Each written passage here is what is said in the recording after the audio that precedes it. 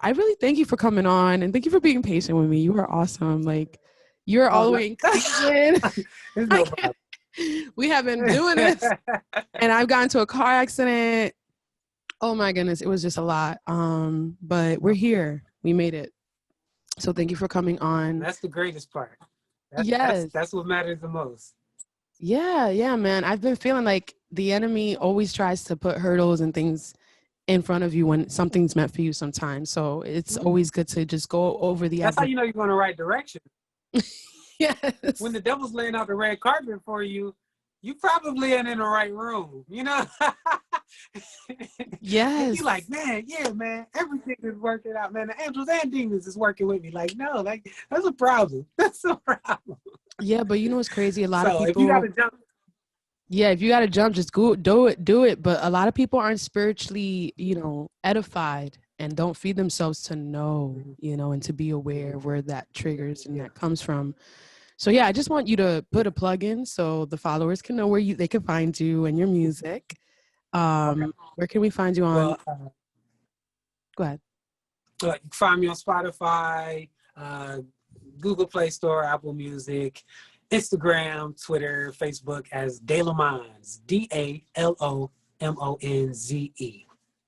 And yeah, right now I actually just revamped all of my social media, revamped all of my music. I've actually been releasing stuff since I was 17. From then being in the group to I'm 31 now. I'm not ashamed. From then being in a group to doing solo stuff to becoming a Christian artist to kind of finding my space, kind of finding my area. I was always like R&B before. And then when I came a Christian artist, I didn't want to sing because I'm like, well, the way that I sing, I sound like Slim from 112. So that's not bad. I was like, not bad. I was like, there's no spirit for that in Christian music, So I started like doing like Christian rap type stuff.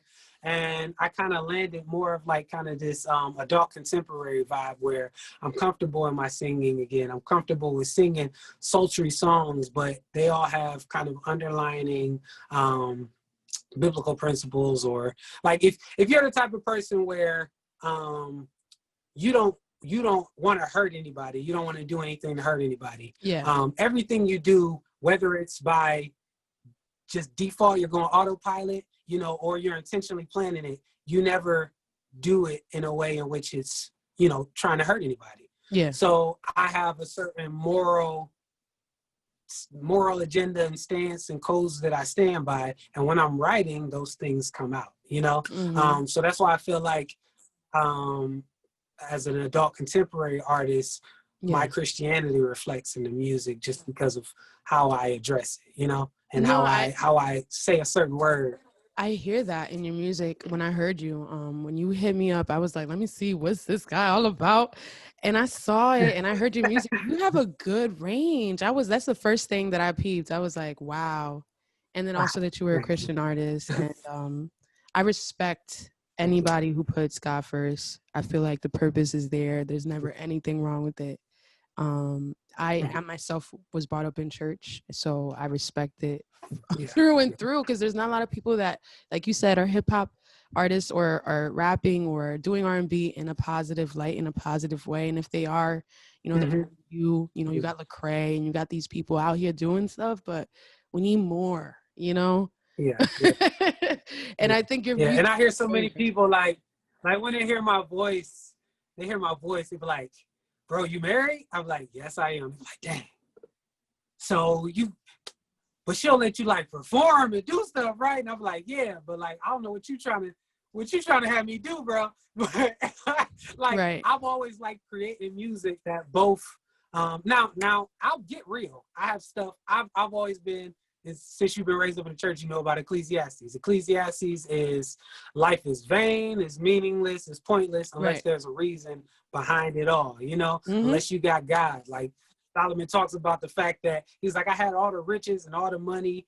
And he said, I had all the riches, all the women, all the fame that I wanted, and I was unhappy.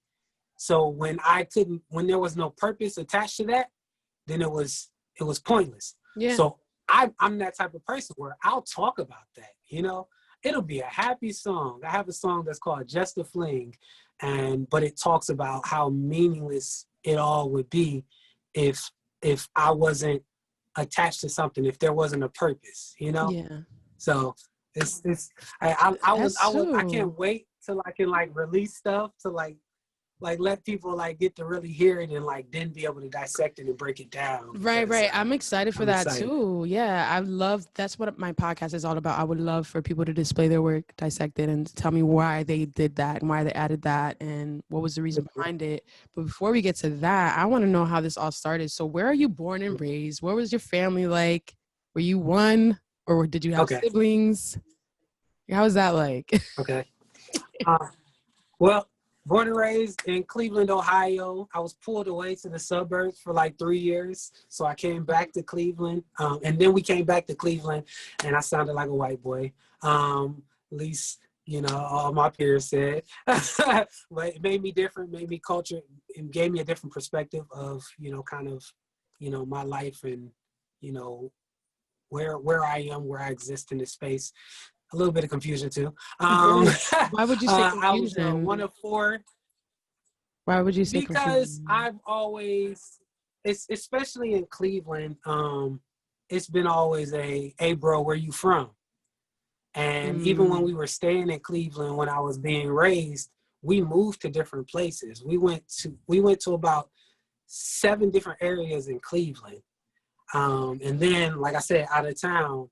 And so I could never be like, oh, I'm from Kinsman, or I'm from St. Clair, or I'm from, you know, 10-5. Like, it was always like, I'm from my mama. Like, that's all I can tell you. If you want to fight me, I got hands, but I really don't want to fight because I'm a passive person, you know? How can I sing my way out of this instead, you know? I hear that piece. So like I said, so I was one of 4. My brother ran away a lot. My oldest sister stayed in Buffalo. So it was really mainly my little sister and I most of my life growing that's up. So cute. And I did. I love that. I did sports. Sister. My grandmother told me to stay out of trouble. Yeah. Everybody says she looked like me with hair. You know? Oh, that's so cute. That's even cuter. And your grandmother, she was around too? So yeah. So my grandmother, typical hood story. Bunch of grandmothers, no grandfathers. Single mother, no father. But my grandmother always told me to stay out of trouble. She actually just recently passed after battling COVID. And she used to always tell me stay out of trouble. So I translated that to stay busy. So I would always, you know, kind of just keep myself in things, even though my mother would at times be working 1 or 2 jobs, two full-time jobs, you know, grinding. But she was always kind of working up. So we were always going in a better environment in which I can kind of freely walk around and, you know, do more things with my time as opposed to being, you know, in the drugs and alcohol and gang violence stuff. Did you ever dabble in that?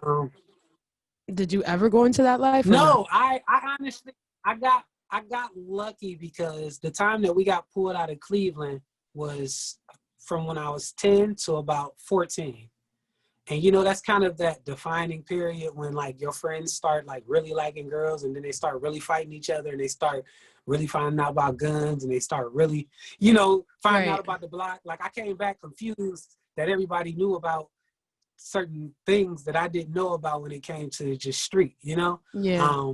But by that point, I was already like, well, I like sports. So I used to play basketball after school every day, or football when it was snowing, video games, and I just kept myself preoccupied with friends. And it wasn't intentional that I was just trying to avoid the gang violence. It just didn't really present itself right in my face, you know. Oh, so that's I wasn't good. ever pulled to the side by you know. Yeah, because I know a lot of people where, like, because I don't knock the life, because I know a lot of people where their brothers, their uncles, their cousins are all in that life, and that's all they know. They don't even understand that it's not the right thing to be doing, you know, or not meant for you, especially when they're really smart and they don't even think like those, like the people that they're around, you know, but that's all they know.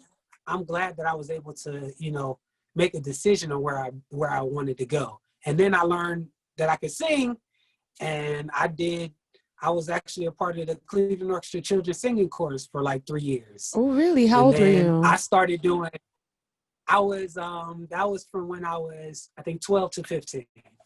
Okay. So And you had little lessons. I went from, I went from soprano to alto to tenor in that time frame too. Yeah, that would do that to you though. And after that, oh yeah.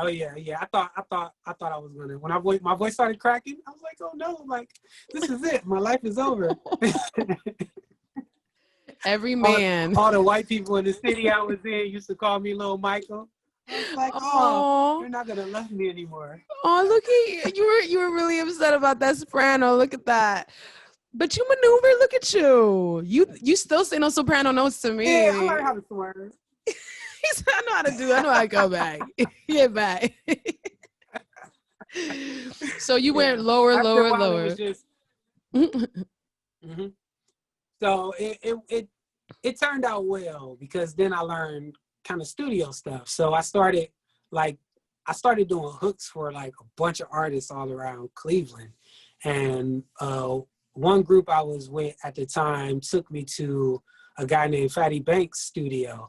And he's one of the like known engineers in Cleveland. So when it comes to like the Chip the Rippers, the Kid Cuddies, the Al Fats when he was big, Boyz II Men, Men at Large, not Boyz II Men, Men at Large, anybody that came out of Cleveland, Rude Boys, they worked with Fatty. You know, they did stuff with Fatty. And, you know, he was saying he was building a studio around the corner from my house in Euclid. And I was like, well, I'll help you. And I gave him my number, and he actually called me. So literally the last 2 years of high school, I stayed out of trouble because I used to hop off the school bus and go into the studio with him. And that kept me out of trouble. That kept me busy. That kept me learning about the music business and just kind of growing and, you know, understanding that it's deeper than just go in the studio with a song, make the song, and then you blow up. Like literally, that was the steps that they said would work. You know, right? They said go to the studio, make the song, it gets out there somehow. But then when I was at Fatty's, I would see these people make these songs, and then they would talk about their plans afterwards, and then the plan after that, and then the plan after that, and the plan. I'm like, well, it's not supposed to be plans after that. You're supposed to just get big from here. Right. That ain't how it works. Exactly. So you were taught, you were groomed there. So junior and senior year, you were just literally soaking up all of that knowledge all around you. That's beautiful. Like not a lot of people have that opportunity, as you stated. And in this time, did you ever like go to church on a weekly basis or no? So I actually wasn't like raised in the church. At that time, so when I was younger, before we moved out of town, before I was like 10, 11, there were people on our street that used to do Bible studies, and they taught us about the Bible and things like that. We really only went because they gave us snacks and hot dogs. And then we started kind of like really like, you know, developing a relationship with them, developing a relationship with each other. And then we helped, like we actually started a church, you know, like a community church. But then we moved away, you know, we came back and we didn't come back to the same area. And it was different because now I'm a teenager and, you know, it's the teenage angst, and most of the people that was my age had already left the church and was just kind of doing their own thing or in jail already. So like at that time, I wasn't really going to a church consistently. I had found one that I would go to every now and then. That was about like a half an hour away from me. But most of the time I was just doing like my grandmama said, just staying out of trouble. So I just stayed busy, you know? Right. Oh, you were a good boy. You were a good kid growing up. You did what you were was told. Most of my cousins was my two male cousins, one of my male cousins died. The other one was in the military, and all my uncles was going in and out of jail. So it was either follow one of them paths or find something else, And I'd rather find something else because I realized how this system was rigged to, just kind of get you started at a young age when it comes to the prison system. Like get you started with a little bit of petty theft from stealing chips at the corner store. Get you started with, I don't know, assault from just getting into a fight at school, Right. and then that leads to bigger and bigger charges when you get older and something serious happens, So I tried to avoid it as much as I could because I saw it. I saw it through that. Plus, I wanted to sing. I really wanted to sing. Right. I didn't want that to block me. I can't do jail. You can't be a singer in jail. I feel sorry for R. Kelly. He said, I don't feel sorry for him. He deserves it. I'm sorry. My flesh wants to say that. I am a heathen right now, and I'm going to say it. I think he deserves it. Listen, come on. I didn't say he didn't deserve it. I didn't say he didn't deserve it. Right. I did not say that. I did not say he didn't deserve it because he definitely, every action has a consequence, and it's unfortunate. He just, no one got to him in time to keep him from doing the mess he did. And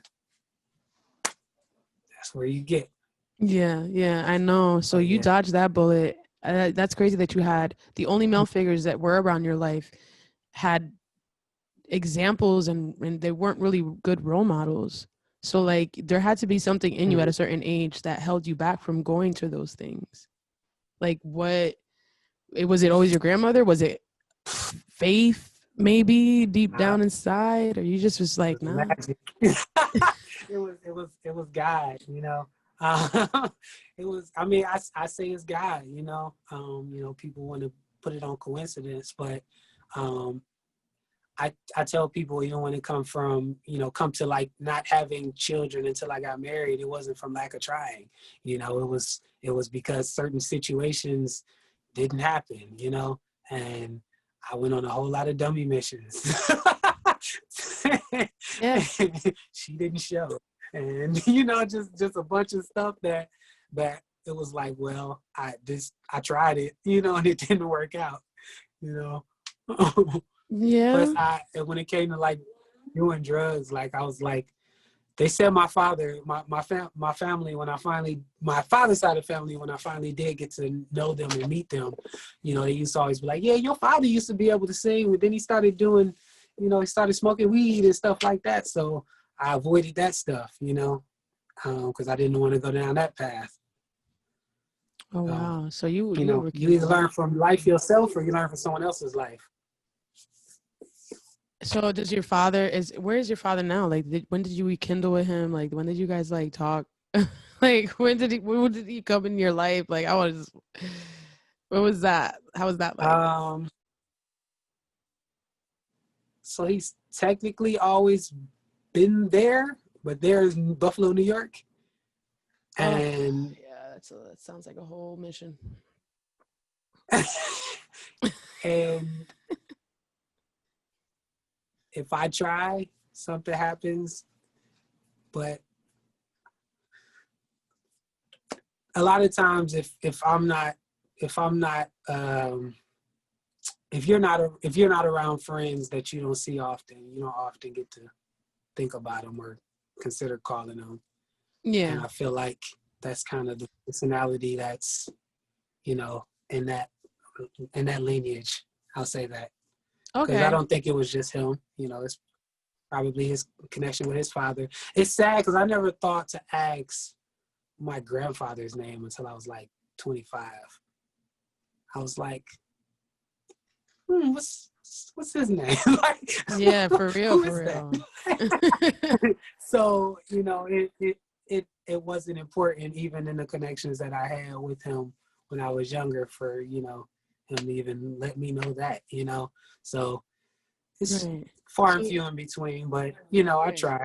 So through all this and growing up, when did you turn over and accepted that you don't want to work on R&B. You don't want to do this. You wanted to just do Christian music. Like, when did that turnover in your faith happen in your real life for you to just have that change? So the group I was in Cleveland, I think I Yeah. was 18 at the time. It was called the Young Millionaires, and it was 7 of us, and they were all rappers. Yeah. And I was the singer of the group. It was DL and the Young Mills, and DL I and set the up a Young show at the Mills. Boneyard. DL and the Young Mills. Okay. Um, I had set up a show at the Boneyard, and a few of them decided before we went on the set to go and get something to eat, and it turned into a robbery gone wrong. Mm. And they literally got caught. They were being caught by the police for robbery while I was on stage, still waiting for them to come in after some of my songs. After that, of course we split because, you know, some of them had like 3-4 years. And so after that we split and I moved to California, and I was there for about 3 months. And at the time I had met Albie Shore's son, James Brown's son, connected with one of Mario's old producers, and Okay. and it was just a bunch of different situations that was like, this could happen, you know. And now, but one of the things that deterred me was the producer I was, you know, working with. He was like, yeah, man, I want to put you on a 4-year contract, 7 songs a week. And in my head now, I could do that and like really dedicate time and really make some good songs. But then I was like, I'm gonna just be making trash. I'm gonna just be pushing out stuff that's just Trash. Yeah. the same stuff over and over again, and it won't be me, you know. After a while it'll just be whatever I hear, you know. That was one thing. And another thing was, I always thought about a quote a friend of mine, well, an older friend of mine, Twine, used to always tell me, a man without a plan will always get used by a man with a plan. And I realized when I was in Cali, I was trying to meet a bunch of people with a plan, and I didn't have a plan myself. All I knew at the time was that I could sing, you know. So I came back to Ohio, and at the time I was, you know, talking to a girl that's now my wife, Okay. and she got me into school. She got me into college. I ignored whatever courses that they would tell you that you can get grant money and stuff to get into college. And she was like, yeah, we can just get you grants and you don't got to pay these back, you know? So like, she helped get me into school. And so I went to college instead. And I started learning more about the backgrounds of music and different things. And I got married, and we wound up finding a church, and I got saved. And like I said, I always would just think I'm just a singer. But in this time frame, I had learned, because I started doing radio stuff too then, I had learned I can speak. You know, there's a lot, I have knowledge in me. I'm kind of wise, kind of. And I started just learning more and more about who I am and what I can do. And now I know I can produce. Now I know that I'm a great songwriter. Now I know I'm a great artist. Now I know I can do tons of genres.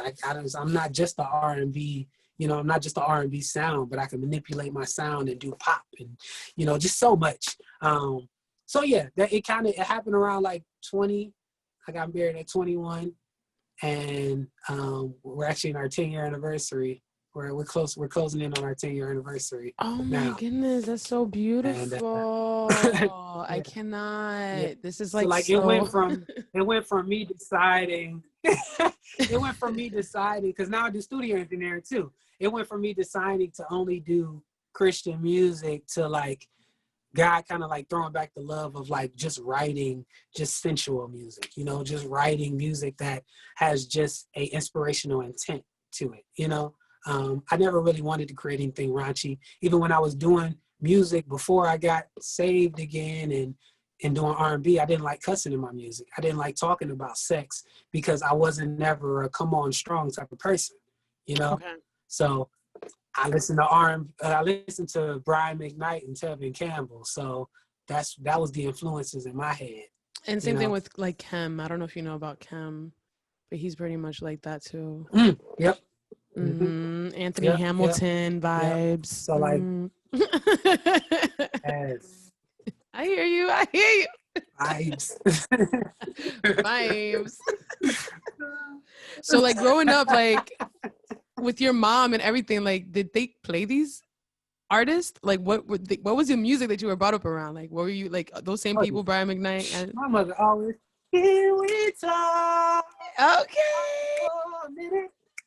All the time, like all the time. Records, then tapes, and then CDs. Like so then like which the one time. would you say she like always, really like hands down you were like, yo, I want this guy's making me want to pick this up? Did you ever have an artist like that you heard? Brian McKnight was the one. I enjoyed the fact that he would always do crossover stuff too in his music.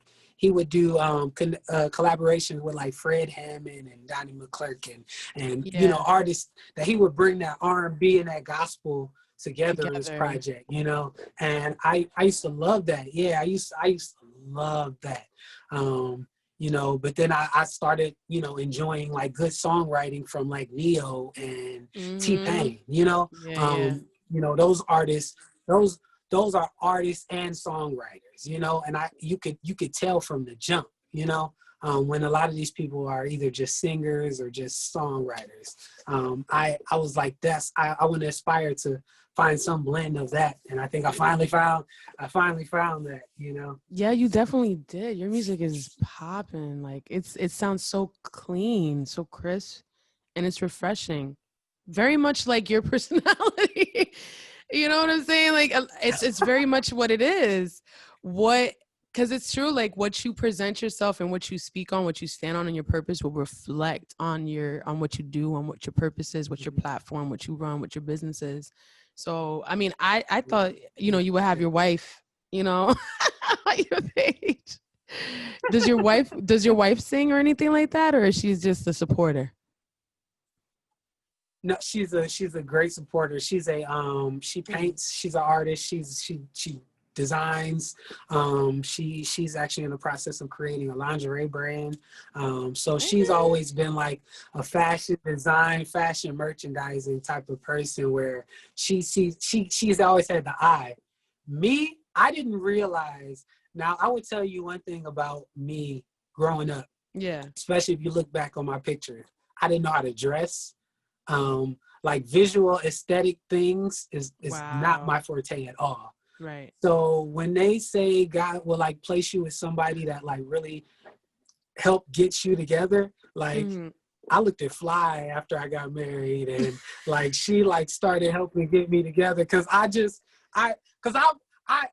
envy Kendrick Lamar. Because Kendrick Lamar has the type of brand and image where he can just put on whatever he wants to throw on and leave the house. And like, I do want to look crisp and clean, but a lot of times I just want to throw something on and go. Like, I don't care if I'm in the two-piece suit. I will stop and help somebody on the side of the road because that's what I want to do, you know. But you gotta learn to like get your image together and have yourself, you know, look right, you know. That's why I'm glad I got her though, because she's like, okay, baby, sometimes you could just pull it over and ask if they need help and just wait there for somebody else. Call somebody, you know, like. Yeah, she a real one. She She puts you on. She is, because she like, I can't just have you out here like these are you got a Movado on. You are not. She said, I got a Movado. Yeah. She really knows what's up. You're not about to get this person a ride. You don't know this person. You are wearing a Movado right now. Yeah, man, that's what wives are there to do. They're here to enhance, just as we as men are for us. You know, when God places that person in your life, like you stated, that's awesome. Now, writing your music and everything, which one throughout all of this time that you've been doing music, I want to know which one came from a very like important place. would you say? Oh, Like this was a time in your life and and oh, this is why you wrote it. I made a song called The River. Um, Okay. my brother 6 years ago disappeared for 4 days, and then his body was found on the river. And I was actually on site when the first officer showed up, and I seen his body floating. All of the just it was a very, I say traumatic, but it wasn't traumatic in a way in which it like caused the depression or anything, but it was very impactful in my life. Yeah, of course. And I'm so sorry that happened. it's it's life, you Mm. know. And I was, after that happened. So if I could briefly tell the story, he disappeared for 4 days. We were looking for him. And it just happened to be a week I was like fasting. So like the first day that I heard, his girlfriend was like, he didn't come home. And I'm like, it's okay. You know, I'm gonna pray about it. We're gonna be Yes, I know the cool, be fasting. good. You know, that second day she was like, he ain't come home and he ain't go to work. And I was like, ooh, my brother always went to work. And I was like, well, he okay, he okay. And I was worried by the end of that second day.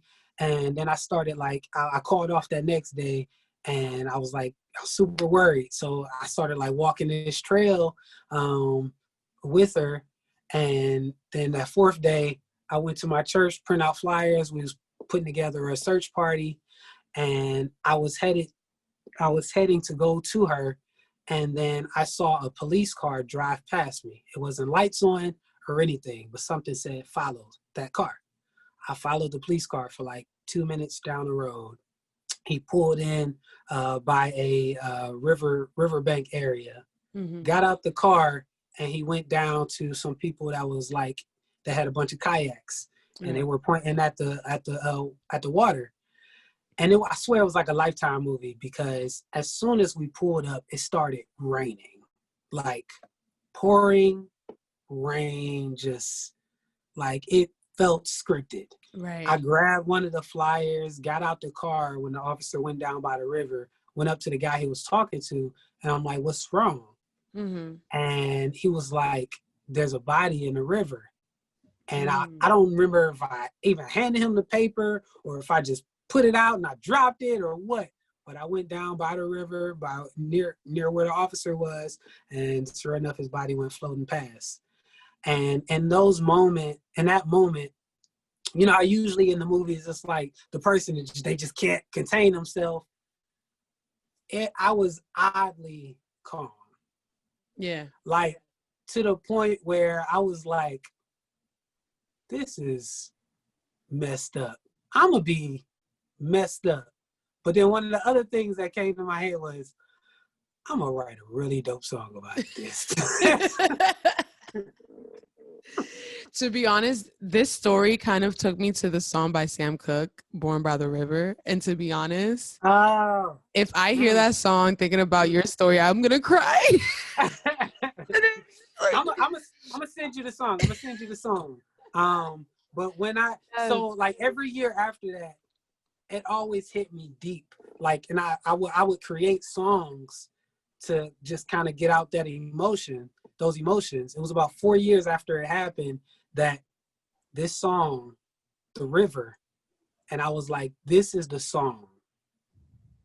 This is the song that I was thinking of. This is a direct reflection of how I felt. It was a it was the complete understanding of how I felt about the situation. Because in the song, I talk about the fact that he used to always tell me, and pardon if I cry, he used to always tell me, Okay. he used to always be like, let's go fishing, you know, and I'd be like, cool, I'm down. You know, when you trying to go? He's like, yeah, 6 a.m. And I was like, Mm. the way that my mornings work, especially since I've been a studio head since I was 16. I don't Yeah. do early, and we never got out to fishing, you know. And I regret that when I really want, like when I was looking for him on the trail, one of the things I wanted to tell him was like, bro, we need to go fishing, you know, and I didn't get to do that. So, and then in the second verse, I talked about how he would always grill, and he was supposed to teach me to grill. And, you know, it was times in which he was grilling, but I'd be out, you know, just doing something with my family. Because by that time I already had 3 kids, you know, and, you know, I'd be out doing something with my family or just in the studio, man. And I just never really got to like learn how to grill from him. So, yeah. So, Oh wow. No, it's okay. It's a beautiful story. Thank you for sharing that. I yeah. really But at the same time, at the end of the song, I talk about the fact that even though that was a traumatic situation, I had never seen my brother at peace.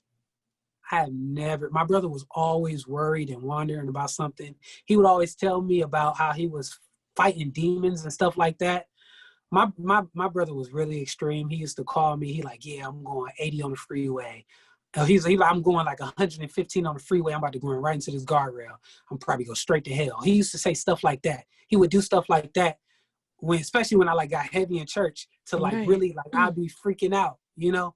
But then he like went to church one day with me, and he was like, I got saved, you know, but he never like really like went all the time, you know, because he was just like, it's just demons I'm fighting with. So I had always seen that fight with him, but that was the first time I seen my brother at peace. I never seen my brother at like complete rest until that last moment that I seen him. Oh, that's beautiful. Yeah. So you So got I that's was one like, thing. the river, although it took him from me, that river also gave my brother peace. And I can't knock that. I've always wanted something to blame, and I blame the river. But I also blame the river for allowing me to be able to see my brother at peace. That's a beautiful song. Yes. Can you Now hear that I know. it? Yeah, if you want to play it, we can hear it. I look for it while we talking. So, Yeah, because like I want to listen to that one for sure. Now that I know what the story is behind, and then like there's more songs, of course, that we can all talk, you know, to talk our story and put it behind it. But man, I just did not expect that. So you dealt with that passing. You dealt with your uncle passing, right? So that's my brother. that's your brother and your Yeah, yeah. grandmother. Your grandmother. My That's what. grandmother. Yeah. Oh wow! At 2 different ages, 2 different times in your life. Yeah, and those were the 2 biggest people that supported me. My brother used to always say like, and I guess like I don't want to, you know, I don't want to downplay his credit. You know, he used to always tell me like, you're different from other people. He used to say like, don't lose that about you. You know, don't let what everybody else is doing or what everybody else is saying deter you from being who you are. You got a kind heart, like keep that, you know, because life will want to change that. You know, they'll want you to change your image to fit what everybody else wants, you know, Right. kind of wants in this type of person or this type of artist or this type of situation. And he used to always tell me not to do that, you know. So what would you recommend or tell someone that is having the same battles I that you're mean, having? honestly, as far as you said, the same battle that he had. Yeah, which is always feeling like you have demons on you or you can't escape darkness. Like you feel like darkness is out for you, it's always going to surround you. I feel like there's a lot of people out in this world thinking and roaming that way. But it's like, who told you that, right? Like, Yeah. I think I got lucky because I found my peace. I found my peace in the studio, you know. I found a way to be able to fully express myself, you know. And that's why I'm glad that, you know, God didn't, you know, tell me to like confine myself to just doing Christian or just doing gospel music, because there's a lot of messages that, you know, he has that's not specifically just surrounding regular traditional gospel talk, you know? So a lot of times people just have to learn how to find a way to fully express themselves, because there's not a lot of things that, you know, allow people opportunities to be able to do that. You know, you just gotta, don't let your life block you from what can help you too, you know? Because there's don't some get people that lost. like, yeah. There's some people who might find passion in like like helping people, you know? And even though you might not be able to go into stuff like law enforcement, that don't mean you can't be a peacekeeper. That don't mean you can't, you know, work for FEMA. That don't, you know, it's so many different pieces of the puzzle that being this forefront person isn't always necessary. Sometimes you'll find your piece in the background just helping out at soup kitchens, you know? Yes. So, It's all so about perspective. Yes. yeah, yeah. Because a lot of times we don't do those things we do it for the other people, but we do it for ourselves, you know? You know, I tell my kids to make sure that they give more, you know, because people need it, you know, but at the same time, it helps you understand, it helps you understand more how you can impact people's lives. Okay. Yeah. Yeah. So So it's yeah, not I mean, about being a goody two shoes or, you know, somebody great, you know, it's just how can you be an impact and also be impacted. mm-hmm. Yeah. It's not about that's one of my friends. He did an episode. His name is Da with me, and Darian. He's a dancer, and he told me that when you walk with my purpose is not for me, it's for someone else. Mm-hmm. Like that's when you'll know that you're in the right spot. Yeah, yeah, yeah, true. That's beautiful. Yeah. So yeah, So without I further did, ado, okay, I was gonna say I did find the song. And let me know if you want me to turn it up, turn it down. Wait on the river. Wait on the river, children, wait on the river. But this world's gonna trouble the water.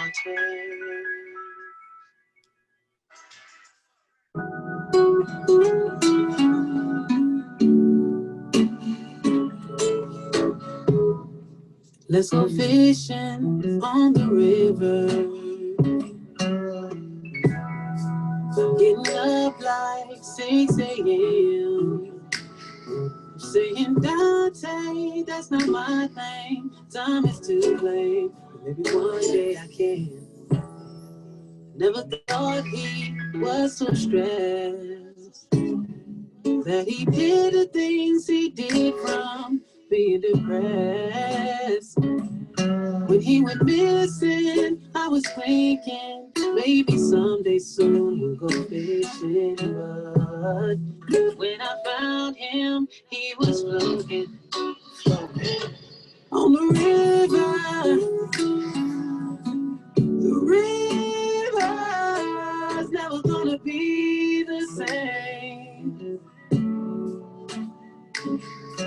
Now the river's gonna take all the blame.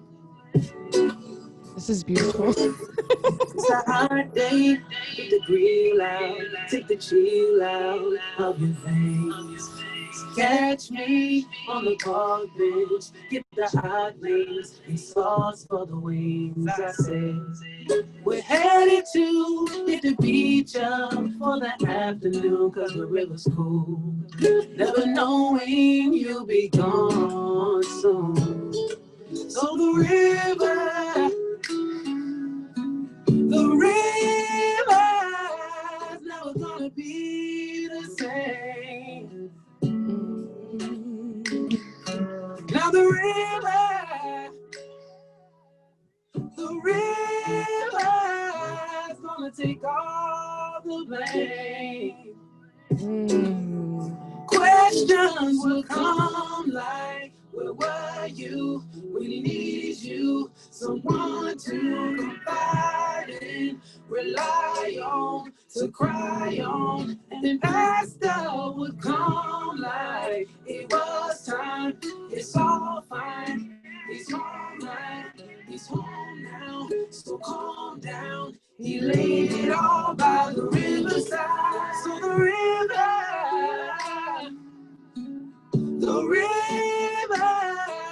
never been the same. I know that's right. Now the river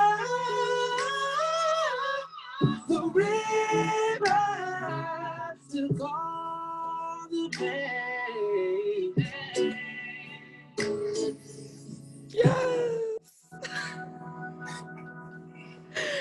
That song was beautiful. I Thank you. literally heard that. Yes. I appreciate you for letting me tell the story and play it, because um, it's a tough experience, but at the same time, I created it to impact people. But at the same time, like I said, it was my piece too, you know? Right. So this is a lot of people, they'll say, oh, you still doing your music thing? It's not just a music thing. Like I I want to go to school for music therapy, I realize, Me because I too. want to, yeah, like I want to understand how what I do actually does impact people, like physically, mentally, and I already know spiritually because God's attached to it. So I want to encompass this, not so I can be this great artist, but so I can be a great therapist for people in music. I want to create stuff that resonates with people deeper than just The song. talented. Yeah. Yeah, Yeah. yeah, I can hit a high note. That's great. I got Instagram. Tons of people can do that. But who can really impact your heart? And that's what I want to do. That's why I create stuff like this. And that's why I said, like, this song, when I haven't created another song about my brother since, because there's nothing left to say. Like, that encompassed everything I felt. And even the songs before that, it was just kind of like, hey, why you up and leave me, bro? That was like, that's how those songs was. But this one was me finally accepting that it happened. And actually, since that happened, since I made that, it's been less of an impact every single year of like that time of year. Yeah, yeah. It's That's still beautiful. always a little weird. It'll be super sunny day, but for some reason it feels like it's raining that day. That Yeah, that I kind know. of There's like the triggers that you just know your body just tells you thing. kind of. You're not even Yep. aware of it. It's like an alarm Yeah. clock in your body. It's like hmm today's the day. That's why. Today's that day. Or like this year I found out, um I actually didn't realize it the day of. It wasn't until the day after, and I looked on my Facebook and my sister, had said something. And I was like, man, that's why yesterday felt so funny. But I didn't realize what it was. Hmm. So, but it's still, I regret nothing. And I'm pretty sure God regrets nothing. He set us up to learn and grow from certain situations. That's a beautiful And message, brother. That's a beautiful message. And like I'm trying to do the same thing. I'm just trying to impact. I'm trying to be used as a vessel to from the Almighty, just to heal people Mhm. with my voice, and know that it's not coming from me. To them, it's coming from us. But it's yeah, like yeah, yeah, it's like a higher power. You know what I mean? Which is him. yeah, yeah, Like you yeah. said, magic. Yeah, yeah. We'll call it. We'll We'll call go it call that, but it's that prayer, it's that time that we put in, it's that, Father, I need you to speak to me, like I'm stuck. Is those moments where we're okay, where we're submitting. I feel like where the more we submit, the more we're being used, the more that pours out, and the more healing and deliverance. And Yeah, I've seen it, but we yeah, have to be in submission, as you stated. We have to have a foundation and know, that it's above us. And I just feel like that was a beautiful story. Like, I haven't yet to find someone, there's some artists that are very okay, like they don't want to really overshare, they don't want to share certain stories, so I I, really right, I that's what talk I'm to you. saying. He's like, I'm an open book, I'm gonna say Good, it. good and the bad. Don't paint me as a saint, because I've my wife told me one day I called somebody, I compared somebody's baby to Shrek, and I was like, I said that. She was like, yeah, you said that, but she was like, how you say things. She was like, but how you say things, people still accept it. She's Yeah. like, I don't know why they didn't get offended. You just called that baby Shrek.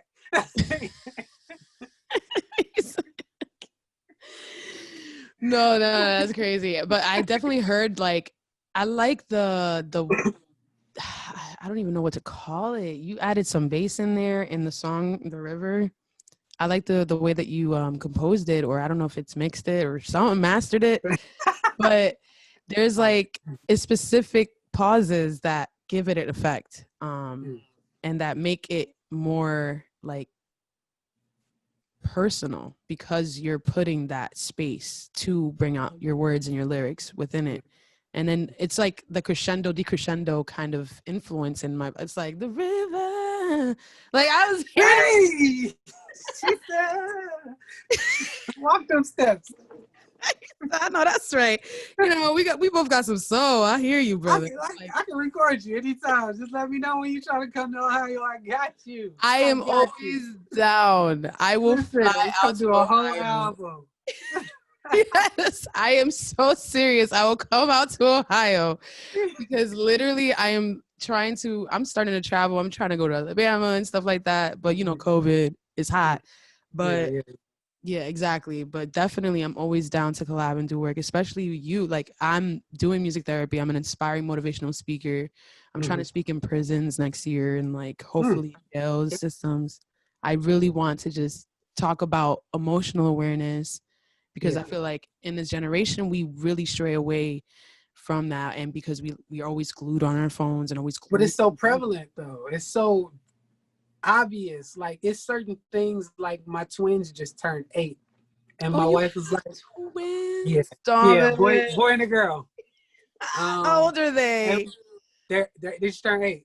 Okay. And my wife was like, yeah, I read the comments that people said from their birthday, and I was like, and she was like, what? I was like, I mean, it's nice that people say things nice about you, but you know, then you tell them they got 1,000 likes now, like that's in their head, you know, like I don't want my kids to be motivated by the likes, you know, I don't want them to be motivated by just people are more worried about pleasing people on their phone than people in their room or in their home, you know? Yeah. Like it's so much of a detached family system now. Not saying it was perfect before, you know, it's great. I love that I can reach people in Africa for no reason whatsoever. Yes. But for kids to grow up in a world that they're connected to the entire world, and it makes it difficult for them to prioritize what's going on around them directly and impact. They're able to impact. Because you're a father, you need to watch. I say you're a father, so it's important. Get with me. No, but you definitely need to watch The Social Dilemma on Netflix if you didn't. The Social Dilemma. Okay. And it's basically what you're talking on right now, on how social media and internet is affecting the younger generation, which is the Gen X that has always been surrounded by it. The millennials, we kind of like started up, you know, we had like the little phones, we had the telephones in the car, and then we transitioned to the Razor, to the Pantech, you know, we had a little where you at? Right, AOL dial-up, you know what I mean? Like I tell my kids all the time, I remember having to wait till I got home to talk to my friends again, you know? I'm like, y'all don't even have to leave the school, the classroom, you already texting them, like. Yeah, that's what I'm saying, and that's what they were saying. It's like, it's scary to me because a psychologist, there's all these people, first of all, they started a revolution. Think of it as a Black Lives Matter, but of the technology world. Yeah. Where they were like, this is all messed up. We're going to come together, okay? Like, we're going to do this. We have to make this aware. So, and Netflix is pretty ballsy, okay? This is like the 4th documentary. They said some major companies down. Like, they're just going. Listen, Netflix has no discrimination. They will put that Surviving R. Kelly and Trapped in the Closet on the same platform. Like, they don't care. It's all green. It don't matter. And you're so right. Whatever makes some money, but dang. So anyways, these people worked for Google, Twitter, Pinterest, Gmail for 10, 13, 7 years, worked for the engagement departments and all this and all that. So they're basically just giving you guys the scope and what's going on. And a psychologist said that the numbers of depression and self-cutters and admitting to self-care from the ages of 10 to 14 have risen up to 150% from the year 2015 to now. And then for adolescents, it's risen up to basically 80% depression and self-cutting, and all due to social media. Because again, like you stated, these kids are literally having these devices all around them 24/7 throughout their day. They're always on Instagram, they're always on TikTok, they're on these new things, and all their friends are on it. And it makes them kind of stick to that same friendship circle, which gives them that higher, like, you know, I have to keep up with them. I have to make myself seem exclusive and cool because I'm going to go to school. And then when we're in school, you know what I'm saying? We're going to have that same energy. And then when we leave school, I'm still followed by that same energy. So I'm never feeling like I'm good enough. I'm never feeling like I'm beautiful enough. I feel like I have to put filters in order for me to fit in with the popular crew. I feel like I get bullied for just doing this post that I really thought was going to show them who I was, but they all were judging me because it was showing who I was. So it's like, think of that nature. And all of that is literally risen and spiked up like crazy from 2015 to 2019. And suicidal rates too have risen up to 130%, literally adolescents from 10 to 14. And then the same thing with teenagers. This psychologist was like, these are the numbers, and it's all due to the pressures of social media. And and they explain how they do it behind the scenes, and how families nowadays have also spoken up like, I love, like, there was this this guy who worked for Google, he was like, no parent sits here and says, I love this product, it makes my child second guess their self-esteem, it causes depression, it's stressful, it gives them pressures on a daily basis, I'm gonna keep on, it makes them not do their homework on time, it makes them no parent says, I'm going to keep giving them that product. No, no, not at all. Not at all. But so I literally, it's like I respect all of you parents nowadays. Like, it's a lot. It's a big pressure, especially going on with the COVID. So I respect you and your wife. Especially with COVID. Listen, I'm telling you, my 3-year-old, I love her. She's so sweet. She's been difficult. She's been very difficult. And I am not going mad. I'm not going to be mad, but you know, tablets, because tablets have, you know, literally saved my sanity, you know, because at times I'm just like, listen, let me put on YouTube Kids and walk away, you know, for a solid hour, you know. And it makes you feel bad when you like realize like the hour turned into 3. And you're like, okay, I've practically ignored my job for the past 3 hours, you know, but so many parents that's like, I gotta go to work, or I gotta, you know, I'm working from home. So like, I can't, like, my kids for 8 hours of the day is just staring at their phones, TVs, or tablets while I'm working. And that's crazy. There's not much you can do. Even with school right now, they have to do the same thing, right? Yep. And we're teachers now. Never thought that happened. We're teachers in our home now, just because they were in private school, and their school, you know, decided that they were only going to do in-person classes, and I was like, not about to happen. So we had to, you know, pull them out and put them in a online school. So, you know, their online school was like, you're the student aide now. You're going to make sure you're printing everything out and completing every assignment and marking every assignment complete, and, you know, certain things like that. So it's been difficult. It's definitely been difficult. Just to juggle everything. Wow. So I respect you both. I mean, is there any upcoming projects that you got working on through all this? Like, I gotta say, my shameless plug, my On a Sunday song, you know, released last month. We're currently getting good charting numbers, but I have to still push for people to download before streaming. Please pay the 99 cents, and, you know, stream it. Oop. What is that? Dalo. Sorry. Somebody called me.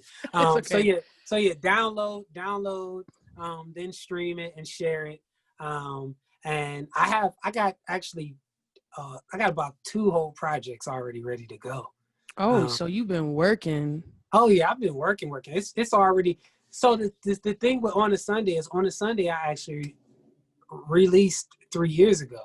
And during this whole COVID situation, I had just kind of sent it to somebody to check out. They sent it to somebody else who was like, yeah, I want to publicly release this, like industry release, like let's get Billboard chart and release this. So that's why I kind of revamped everything and like just started over my social media and everything, because like I'm now an actual artist after 10 years. I'm now an actual artist. So now the past 3 years of stuff, I got to kind of like roll back out and have a whole marketing strategy and promo stuff behind it. But that's the exciting part. Yeah, it is. But it's also the most difficult part, because like, it's even stuff that I'm like working on right now that I'm like, y'all not gonna hear this for like 2 years. But, yeah. You know, I'm glad I create music that's not restricted to time. You know? Yeah, that it's still gonna be due and it's gonna be of the time. It's not gonna be outdated. Right. Okay, I see you. So what once again before we close, where can my audience find you, I guess? You can find me on Instagram, Twitter, Snapchat. What's your Instagram name? Dalomonze, Dalomonze. And there's actually a On a Sunday challenge on TikTok. Okay, so I got an On the Sunday challenge. I'm gonna look that up. I'll join in on that. Yeah, it was actually a news channel that did a news article about it. Yeah, I actually saw that. Yeah, so like jump in, even if you don't dance, you're just vibing. It was just 82 random videos done. Just random. I don't know these people, but you know, I thank God for the growth. No, that's beautiful. I'm looking forward to this. We definitely gonna have to work together. This is not gonna be the only time we gonna be on this. No. What? No. I'm a studio engineer, so I've been recording. You're a studio engineer. Yes, he's an engineer. Yeah. You are good. You have talent. I've been looking for a producer that has my sound, and like you have it. Like you have no idea. Huh? My friend Joe's looking at me like, when are we going to Cleveland?